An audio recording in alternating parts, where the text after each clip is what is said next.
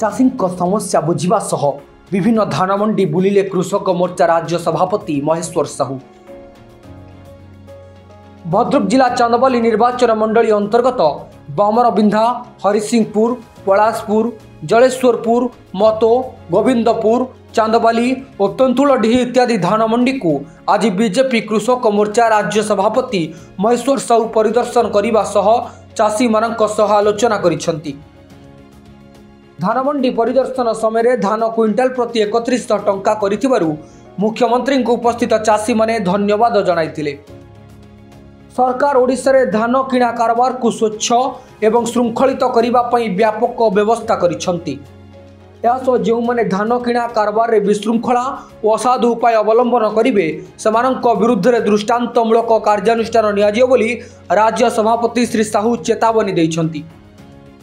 तेबे मिलर माने धान परिवहन पई गाड़ी जोगाई देउ नथिबारु धान किणारे व्याघात सृष्टि होतिबा अभियोग करिसेंती उपस्थित चाषी माने। धान मंडी परिदर्शन समय श्री साहू सह कृषक मोर्चा राज्य संयोजक जितेंद्र कुमार विश्वाल, राज्य कार्यकारिणी सदस्य उपेंद्र राउल समेत बीजेपी बहु नेता एवं शताधिक कर्मी उपस्थित थिले। 2100 टंका मिलूँ, इनिशिएटिव 800 टंका मिलूँ और सेटा पुणी 48 घंटा भितर चाषी अकाउंट को पड़े जिते मंडिया में बुलिलु 9टा मंडिया में बुलिलु 9टा मंडी में कौन साधारण चाषी कौन अभियोग विशेष किसी नाला केवल जो कथा हूँ जे पानी कोइलो आशीर्वाद मिल और संबलपुर गोटे मिल जोटा पछरे आमे एठी क्राइसिस हैला बोली 22टा जिला प्रशासन 22टा नुआ मिलियन को एंट्री करथिला सेमाने गाड़ी पठेबार डिले होउछ। ये अभियोग 2-3टा मंडी रे अछि।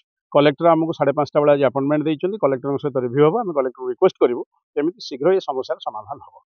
आउ नहले सब दृष्टिकोण आम देखलु एठी पानी व्यवस्था अछि, शेल्टर व्यवस्था कराई चाषी मैंने श्रृंखलित भाव में अच्छे कौन से चाषी किसी गोटे प्रतिक्रिया नाला जे आम दीर्घ दिन अपेक्षा कलुनी आम धान निया होनी कि पैसा मिलूनी सेमती किसी अभियोग नाला। तेणु मोहन माझी सरकार रे चाषी मैंने बहुत खुशी अच्छा गोटे श्रृंखलित हिसाब से ये धान चली। देखु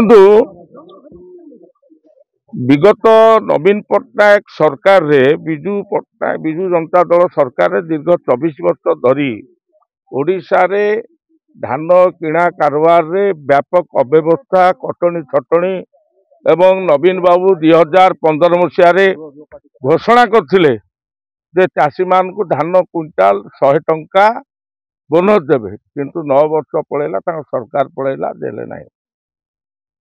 गत 2024 निर्वाचन रे बीजेपी निर्वाचन इस्तार कहथिले जे आमे सरकार को आसिले धान क्विंटाल 3100 टंका चाषी मान को दिया जिवो। आमर सरकार आसिला जून 12 तारिख दिन आमर मुख्यमंत्री मोहन माझी शपथ पाठ कले दिन गोटाक बेले एवं दिन 4टा बेले 3 घंटा भितर कैबिनेट मीटिंग बसिक निष्पत्ति नेला धान क्विंटाल 3100 टंका ओडिशा चाषी मान को दिया जिवो एवं 48 घंटा भितर चाषी तार पैसा पाइब धान देवा एवं धान किणा कारबार को स्वच्छतार सहित करने श्रृंखलित भाव करने चाषी किभली भाव में सुविधा उपाय आसिकी धान मंडी रे धान देकी जीव किसी हैरान हम ना से मोहन माझी बीजेपी सरकार व्यापक व्यवस्था प्रशासनिक स्तर में से कामर तदारख करने ओडिशा माननीय मुख्यमंत्री मोहन माझी समेत मंत्रिमंडल मंत्री एमएलए सांसद एवं सरकारी ऑफिसर प्रशासनिक कल धान मंडी परिदर्शन करने सहित धान किणा कारबार तदारख कर व्यापक भाव में बुलीचे। आज ये परिप्रेक्षी में भद्रक जिलार आज मंडी परिदर्शन कार्यक्रम में आसिकी आज पहुंची एवं मु वर्तमान सुधा 9टा मंडी बुलिकी देखिली एवं वर्तमान मु चांदबाली अंचल मंडी अच्छी एवं ए मंडी रे मु चाषी मान सहित कथबार्ता हेली एवं कथबार्ता हवा समय देखिली चाषी मान बहुत खुशी अच्छा। आगुरी चाषी मैंने धान धरिक आसिकी दिन 10 दिन 15 दिन अपेक्षा करा पड़ा टुक लास्ट कर किंतु वर्तमान चाषी धान धरिक आसुँच तुरंत धान देकी जाऊँच एवं 48 घंटा भीतर पैसा पाँच एवं मोहन माझी सरकार 3100 टंका धान क्विंटाल दूथबारु से बहुत अत्यंत खुशी एवं मोहन माझी मुख्यमंत्री को धन्यवाद एवं कृतज्ञता जनाऊँ। आज चाषी मैंने बहुत खुशी सहित आपण मैंने देखिले वर्तमान मो सांगे भी आपण मैंने बुलूँ सब मुझे एवं आज धान किणा कारबार चाषी मान मन में बहुत आनंद आनी। चांदबाली प्रशांत कुमार पाणी रिपोर्ट सनस्टार टीवी।